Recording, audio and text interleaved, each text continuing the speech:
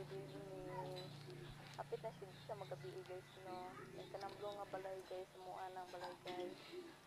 Gini as in dato guys, sakto lang.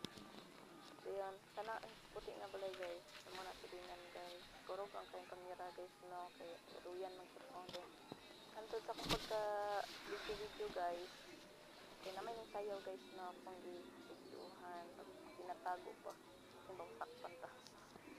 Diyan, sa pag-video na ko guys, na TikTok man siya guys. Diyan, wala siya kabantay nga, videohan ako siya guys. So sige na siya dini guys, kung videohan ba na ako na siya guys. So wala siya kabantay guys. Habang sa pag-TikTok niya guys, kay nagbantay pa na siya bata guys, yung manghod. Nagbantay na siya sa manghod. Diyan, sabayan niya TikTok. Ano, diba? Nice. Then kanang ilang balay guys, nanay wifi guys. Then ako po guys, naduyan ko kay ulan man good guys no. Mong walay internet good. Walay internet, hindi kay internet. Maka-internet ka pero di makaabot.